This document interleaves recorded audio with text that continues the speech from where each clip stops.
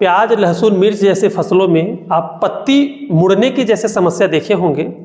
आज मिर्ची का उदाहरण लेके हम इस चीज़ को समझने की कोशिश करते हैं कि पत्ती मुड़ने के क्या क्या कारण होते हैं। जनरली पत्ती अगर मिर्च में मुड़ रहा है तो इसके 3 तरह के पत्ती मुड़ते हैं और तीनों कारण को हम समझ लेते हैं। पहला, यदि पत्ती नीचे की तरफ मुड़ रहा है तो माइट नामक जीव की वजह से होता है। जी, माइट को मैं जीव बोलूंगा, कीड़ा नहीं बोलूंगा, क्योंकि कीड़े में 3 जोड़ी पैर होता है और माइट में 4 जोड़ी पैर होता है, तो ये पहला कारण।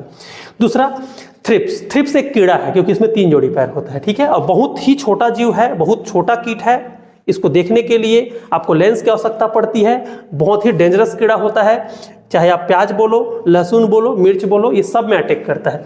जब थ्रिप्स अटैक करता है तो पत्ती ऊपर की तरफ मुड़ता है, सॉफ्ट रहता है, ठीक है, क्या रहता है, सॉफ्ट रहता है, मुलायम रहता है।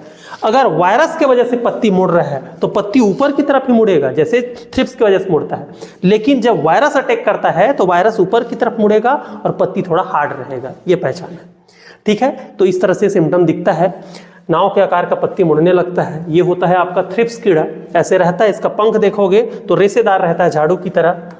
अगला, इसको कंट्रोल करना क्यों कठिन होता है? कंट्रोल करना इसलिए कठिन होता है क्योंकि इसका अटैक करने का तरीका थोड़ा डिफरेंट होता है। उसके लिए हमको इसके जीवन चक्र को समझना पड़ेगा।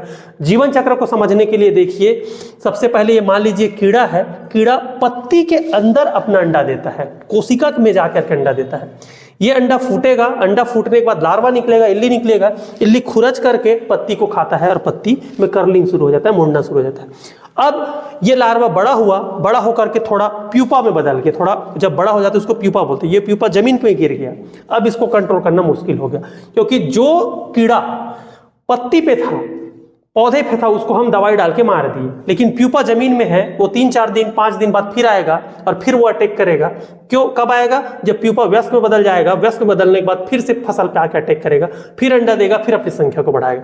इस तरह से इसको कंट्रोल करना काफी मुश्किल होता है इसका जीवन चक्र के हिसाब से। अब इसको कंट्रोल करने का तरीका आप समझते हैं। कंट्रोल करना है, एक चीज और, पहले प्याज और लहसुन में जब अटैक करता है तो चांदी के कलर जैसा पतली धारी बनता है, ठीक है। अब अगला, नियंत्रण, कंट्रोल का हम यदि बात करें, इसका कंट्रोल का बात करें तो पहला, एक ग्रुप का 2 कीड़ा एक ग्रुप का 2 कीटनाशी बता रहे, तो स्पाइनोसेड या स्पाइनेटोरम, दोनों में से कोई एक कीटनाशी का छिड़काव करना है, अच्छा रिजल्ट है इसका, एक्सपर्ट बताते हैं, ठीक है। स्पाइनोटोरम या स्पाइनोसेड, दोनों में से क्वांटिटी क्या रखना है? 0.5 to 1 ml, 0.5 आधा ml से 1 ml आपको प्रति लीटर पानी के हिसाब से इसको उपयोग करना है, ठीक है। जमीन में रहने वाले कीड़े को मारना है, प्यूपा को मारना है, तो फिप्रोनिल का घोल बनाना है और ड्रेंचिंग करना है, जहां पौधे के आसपास आपको इसको डालना है, ठीक है। या फिर फिप्रोनिल का एक 80% वाला WG भी आता है, उसमें 5% SC लिखा है, इसका घोल बना करके डालना है। WG वाले का दानेदार आता है, उसको डालना है। दोनों में से किसी एक का उपयोग करना है। यदि फिप्रोनिल का SC उपयोग कर रहे हो तो 2 ml प्रति लीटर पानी के हिसाब से इसका उपयोग करना है, छिड़काव करना है। अगला, केमिकल का उपयोग नहीं करना है, केमिकल के साथ साथ आपको और कुछ फॉलो करना है। तो ये स्टिकी ट्रैप है, कौन से कलर का? ब्लू स्टिकी ट्रैप है। इसमें चिपचिपापन रहता है, वयस्क कीड़ा जाता है और इसमें चिपक करके मर जाता है, और वो इस प्रकार से जो वयस्क कीड़ा प्रजनन नहीं कर पाते और संख्या को नहीं बढ़ा पाते। कम से कम इसको अपने खेत में 20-25 तो लगाना ही चाहिए, ठीक है। अगला, नेक्स्ट चीज, बेवेरिया बेसियाना करके एक फफूंद होता है, मार्केट में मिलता है, ये देखिए बायोपेस्टिसाइड है। इसको क्या करना है? 5 ml लेना है प्रति लीटर पानी में, इसको घोल करके आपको छिड़क देना है। इससे क्या होगा? ये फंगस जाएगा और थ्रिप्स में बीमारी पैदा करेगा, और वो मर जाएगा।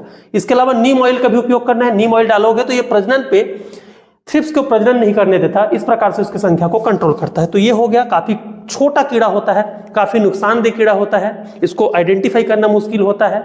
कर्लिंग का सिम्टम अलग अलग होता है। वायरस अटैक करता है तो भी ऊपर की तरफ पत्ती मुड़ता है, थ्रिप्स अटैक करता है तो भी पत्ती ऊपर की तरफ मुड़ता है।